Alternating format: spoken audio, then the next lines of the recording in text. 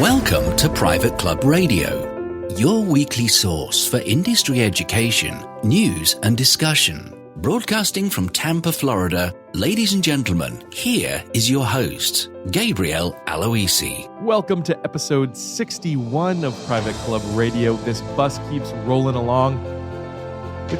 For me, it's like going to a conference every single Monday, listening to the best and the brightest minds in the private club industry. I love doing this show.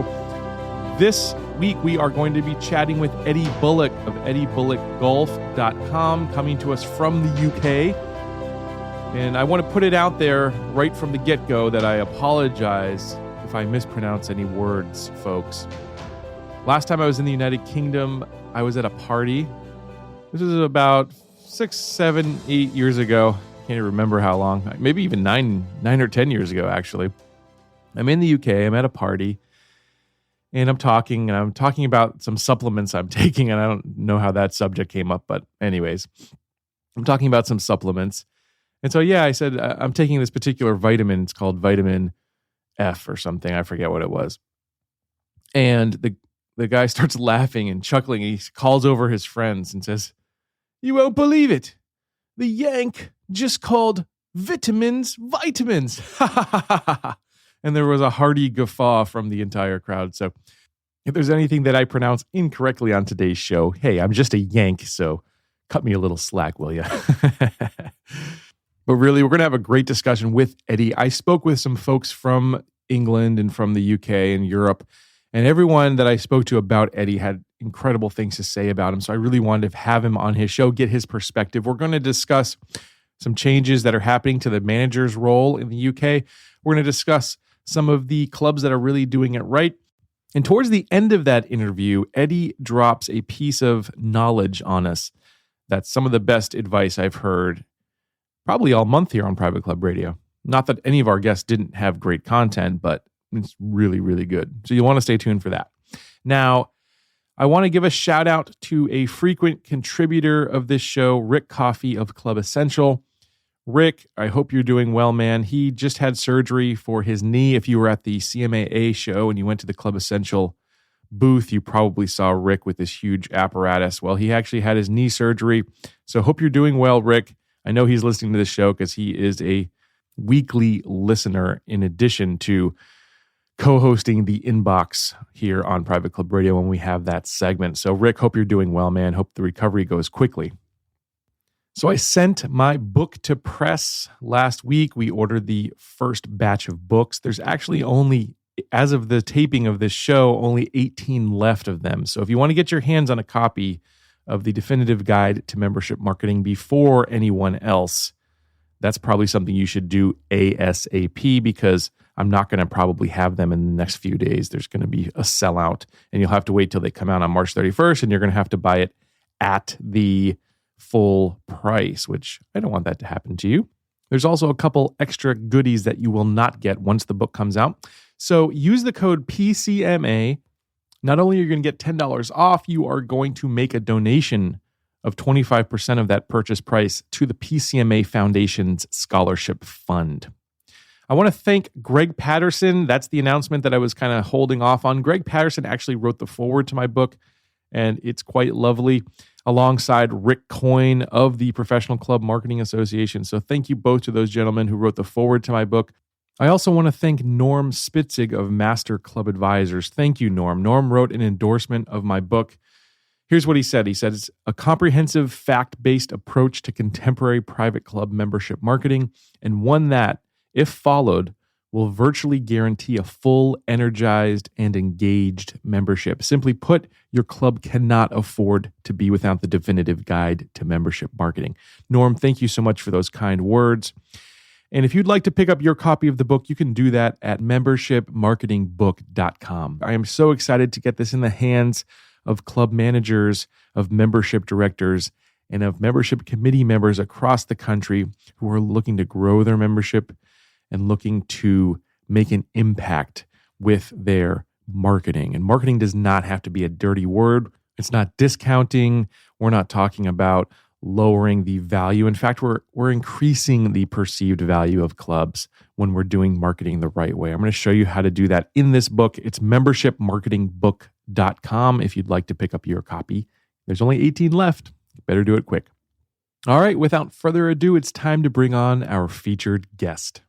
My guest today is Eddie Bullock, principal owner of Eddie Bullock Golf Consultancy since 2008. His firm specializes in golf facility management with a broad range of golf-related disciplines, including strategic management, structured organizational changes, marketing, and customer service. He's a frequent speaker within the golf and country club industry throughout Europe, and he's also an advisor for Colt McKenzie McNair, the leading recruitment organization in the UK. Eddie, welcome to Private Club Radio. So great to have you with us. Gabe, good to be with you. It really is. Thank you. Now, you have a pretty diverse background. You were a PGA member. You were the Great Britain and Ireland Golfers Association captain from 2011 to 2013. You've been a board member of the Golf Club Managers Association.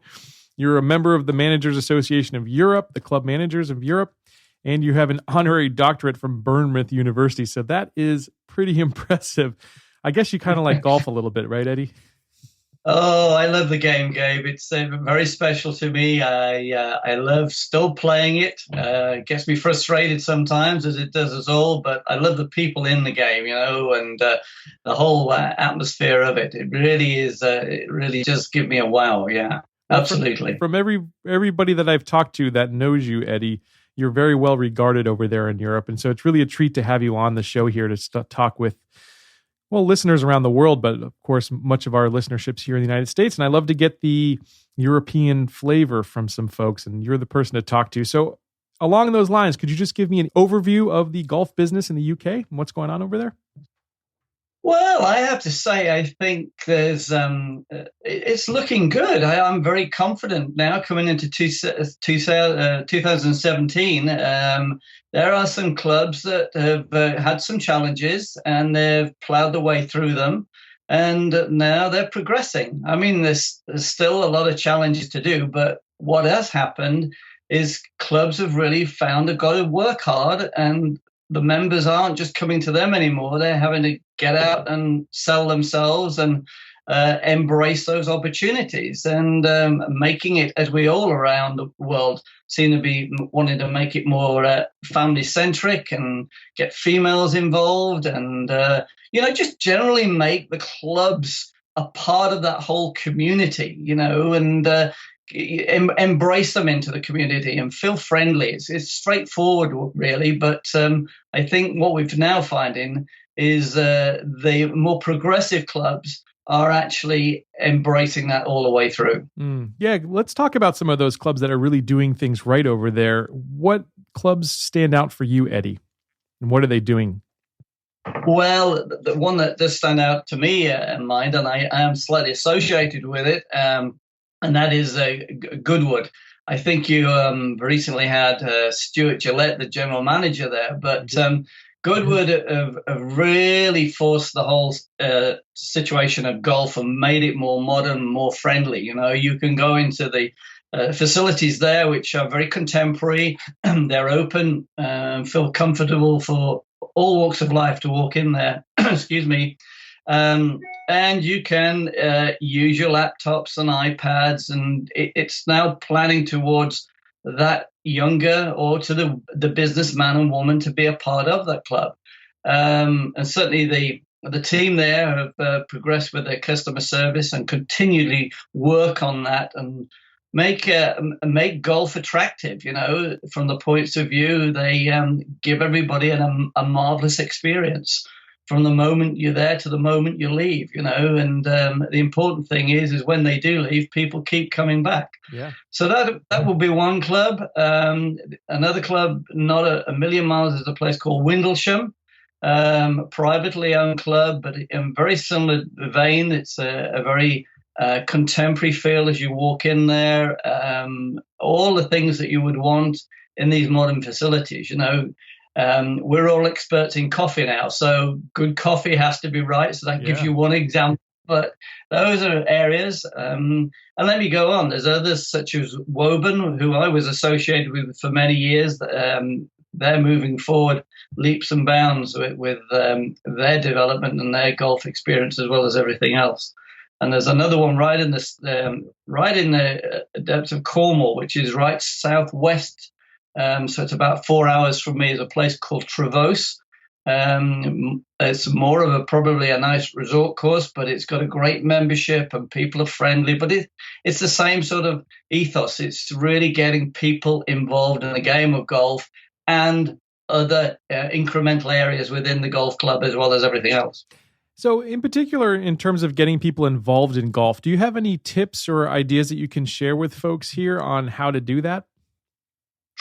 Yeah, America, US has been very highly developing our thoughts on customer service. But so I think I have to say, once the British do it properly, they do it properly. Okay. And it's a very friendly sort of way of creating that good customer service. Mm-hmm. But I always have one tip. I say you have 168 hours in a week. And on average, the member goes to the club for 6 hours. Or he could be there twice a week and could be there for 12 hours. But let's assume he's there for a 6 hour period from the moment he arrives there to when he departs. Right. Then what are you doing? What are you communicating in the rest of those 162 hours? Mm-hmm. How are you being able to focus and give that subliminal message that the club is the place to be? Mm-hmm. So it's not just the 6 hours that they're there, it's the 162 hours that they're not going to be there, right. Keeping them a part of that sort of brand, understanding the golf, making sure that there's some good quality invites to come up to the club at certain points, whether it's wine tasting or themed evenings or evening golfs and barbecues. Keep the message flowing through. Yep. And, it can flow through to every generation and age group, because the more you get those people all together, it becomes such a fascinating opportunity for people to network and get together and enjoy the game of golf. Let's have some fun from it. Yeah, it's a fun game. It should be fun. Yeah. So next thing I want to ask you about is untapped markets. So you mentioned women and children there. Are there any real untapped markets that you see or some places where you think the game can grow over there in the UK?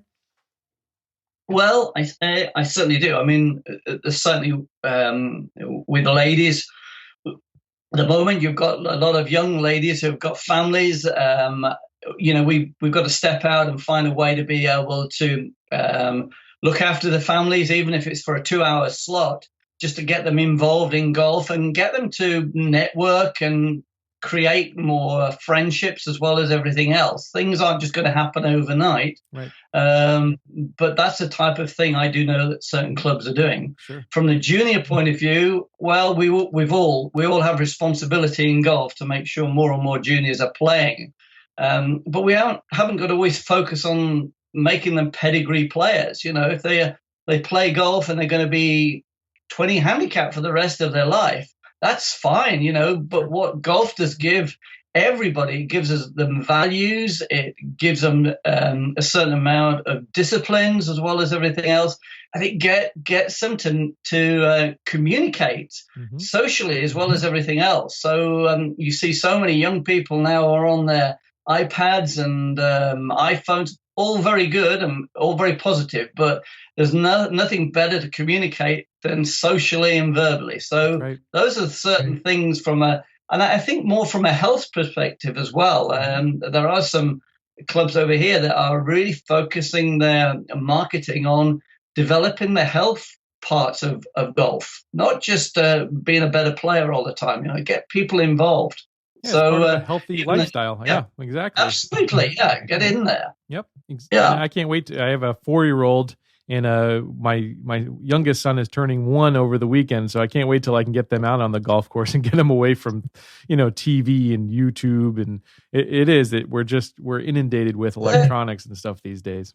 Absolutely. But Gabe, don't you think, that now we're living longer, so the generations have got more opportunity to be together. And what other game in the world can you go out on the golf course with your, you could get a grandfather, a father, the son, and potentially great grandchildren as well, male and female. Let's make sure we emphasize that, because it is fantastic. And that's where we should be focusing on, as well as everything else, and making sure people are being a part of the whole community as well. That's right. Yeah, I just posted a picture last week of, it was 4 generations out on the golf course. It was my father, me and my cousin, and then his son. It was pretty cool to be out there like that. It was really nice.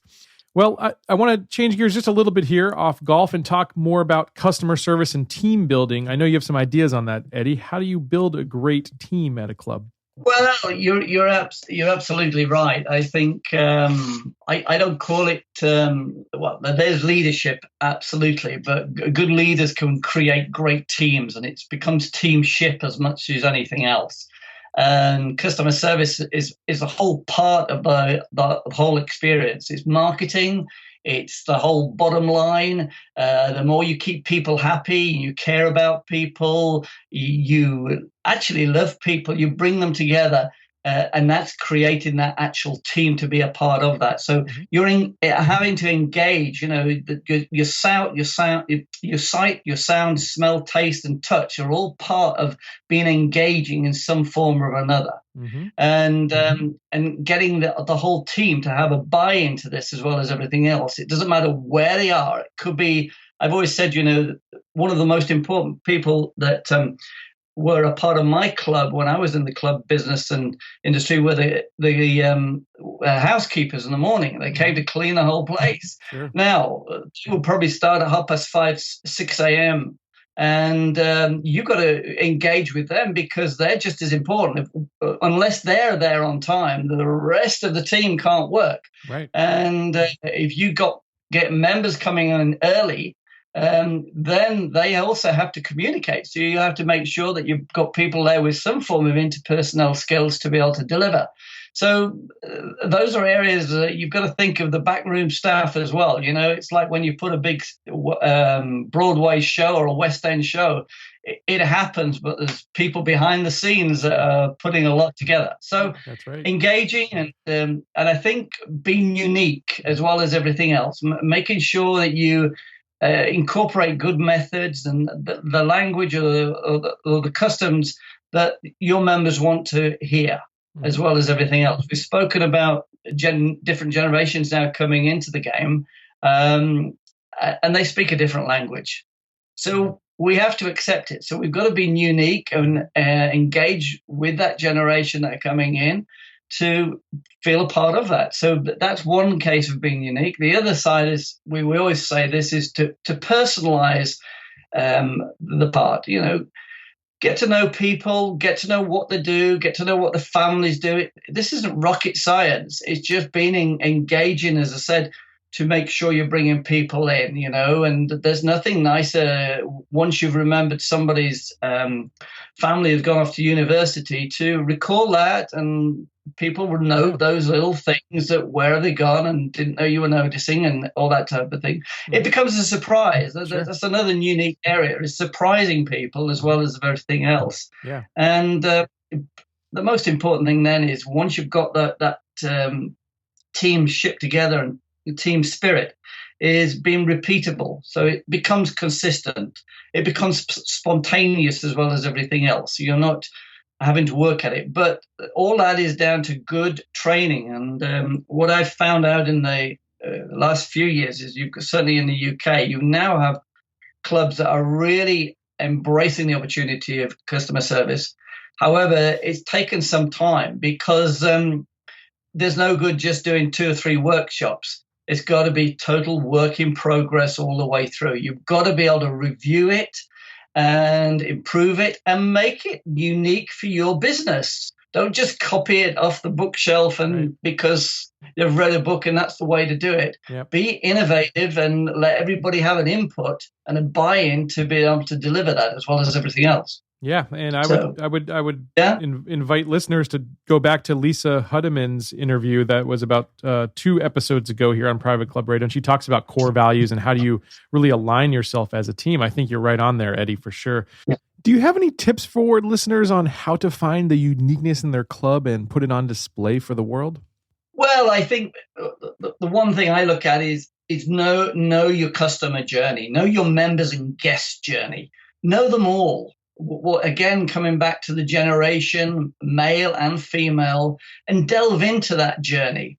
It's easy just to do a journey, put the journey away, and then develop a customer service strategy. But really make it different. What do they actually need? What does that member and guest need from that visit?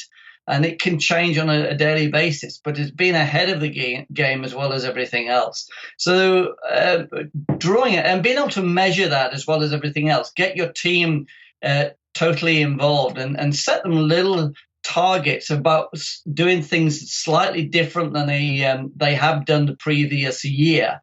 Stepping out on the first tee, for example, and just introducing yourself. If you're golf operations or anybody, even if you could be from the administration, to be perfectly honest, just allow them to go out and they're behind the scenes. And sometimes they don't quite understand the golf fraternity. So it's making those be a part of it. If people come off the 18th, then let's embrace them, bring them in. Are you going in now to have a drink? Let me go and take your order for you, and have you seen the new Callaway driver, TaylorMade driver, Pink driver?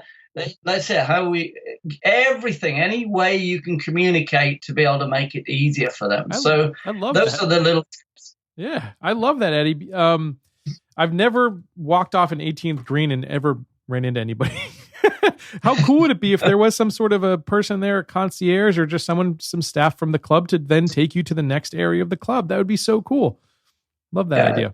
Well, it keeps them there longer. You feel welcomed, and it's creating that atmosphere of welcome all the time. As I said earlier, people they've got so many choices now, Gabe. They can go to so many different outlets and clubs and courses and select where they want to be a member. Mm-hmm. So, bring them in and take them on the journey with you, work it as that team. I love that. All right. Well, speaking of the journey there, Eddie, there's a lot more PGA golfers taking a leadership role at the club. Can we discuss a little bit about that and what you're seeing over there in the UK? Yeah, absolutely. We've got more PGA members now going into the club management structure and leading the golf clubs. And it's for me personally, I made the change in 86, 87. And I feel I've, helped and pioneered that forward. It gives me such a lot of delight personally to see these younger men and women coming in and taking their career, which they've started off, they were good players, and they've now started to understand and get the soul of the game of golf. They understand it. They want to be a part of it. They want to help people. So consequently, they've now found and diversified their futures in further education and further development, and now are leading some very well-known golf clubs throughout the UK. And there's more and more of them because the education now over here is more prominent. Not only have we got the CMAE, which is associated with CMAA qualification and accreditation, but the PGA and the Golf Club Managers Association and the British International Golf Greenkeepers Association have just collaborated to develop their own diploma into golf club management. Yeah. Wow, that's excellent. Excellent. I want to remind listeners that we're speaking with Eddie Bullock, and you can check his company out. It's eddiebullockgolf.com. Eddie, you do a lot of speaking around the UK, as we mentioned. What are some of the subjects that you're covering these days, and what's really the hot topic that you're seeing? Oh, Gabe, I tell you. I've just recently been spoken in Montpellier in France only 10 days ago, and a couple of weeks before that I was in Denmark, and I was at in Birmingham the other day and in Bournemouth the following day. So the topics that we're looking at the moment, I do a great program on the transition into management. And that's, I'll be doing one on Wednesday, in Ipswich, which is in East Anglia, over here on the East Coast. And that'll be to some about 22 potential young managers coming into the game, into management. And we go through leadership, taking on roles that are historically taken on historical teams that have been there some time. We have a great blast, and it's really, really exciting. I really love to see it. I can't tell you. Yeah, we get some amazing questions. What's one tip from that, Eddie? I'd love to hear what.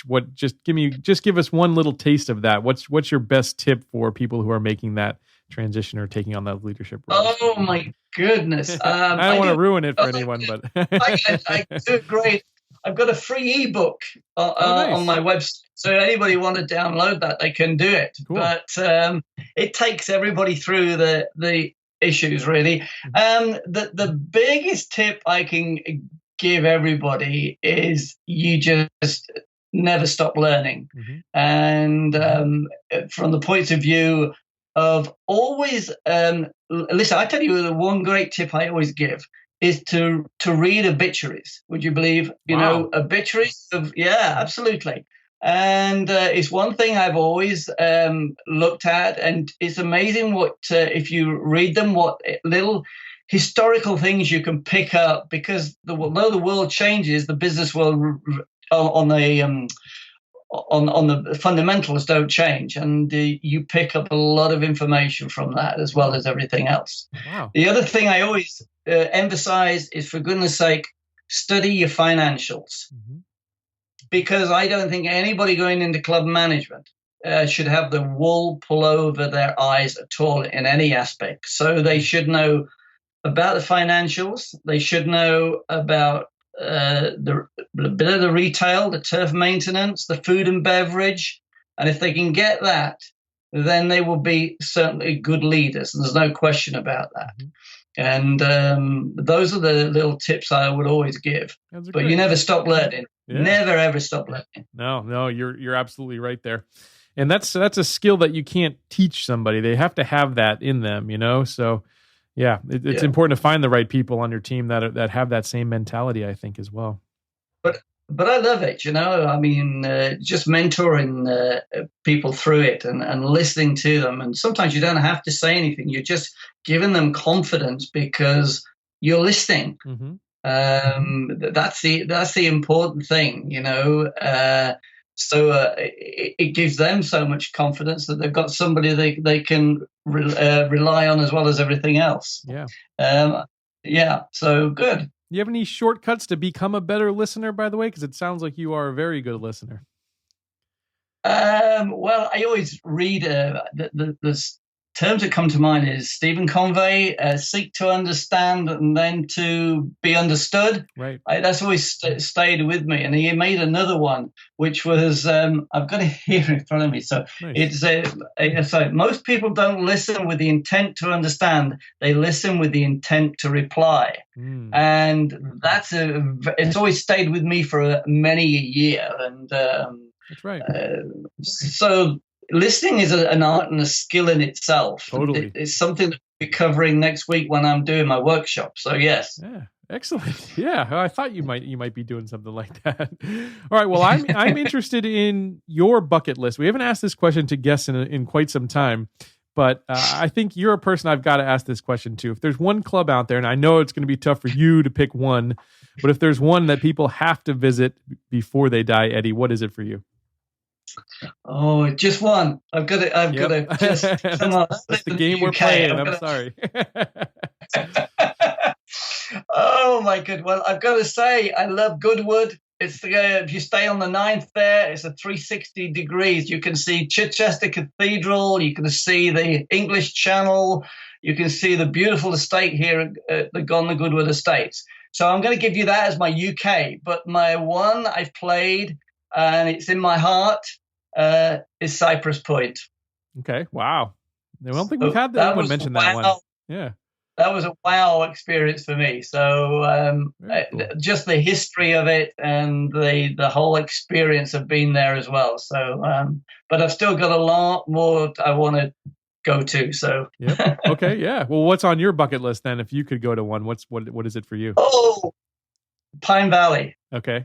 All right. Pine Valley, Walters Roll. Yeah. So Nice. I want to do that. And Royal Melbourne, I'd like to be there. It's still quite a lot. That's the beauty about golf. It's such an adventure, That's it's a true. remarkable journey I'm having every day, That's true. So again, I want to invite listeners to download Eddie's ebook. It's at eddiebullockgolf.com. Eddie, if folks want to reach out and directly to you and either get some of your wisdom or maybe have you speak at one of their events, how do they go about doing that, Eddie? Well, they can get me through my website. There's a message there. They can go direct. I'd be more than happy to listen from anybody and have the opportunity to spread the word and my gospel and be a disciple and get out there into the golf world and share my passion as well as everything else. It's not just a job of work for me. It's a day on day. I keep learning and enjoying and passing my information on. Excellent. Eddie, thank you so much for joining us today on Private Club Radio, and I hope you have a wonderful rest of yours. Dave, thank you very much. It's an absolute pleasure. And can I wish you all the very best with your new book? It's fantastic. What a great guest to have. Loved that conversation.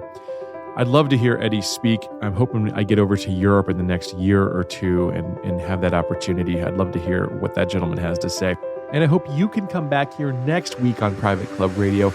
I'm going to be discussing the art of telling a story with Mark Ensign, who is one of the leading influencers around the world, really. He's had a blog read by millions of people, and he knows how to tell a story, how to get a brand message out there.